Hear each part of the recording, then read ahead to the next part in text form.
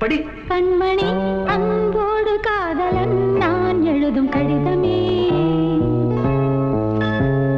பொன்மணி உன் வீட்டில் சௌக்கியமா, நான் இங்கு சௌக்கியமே.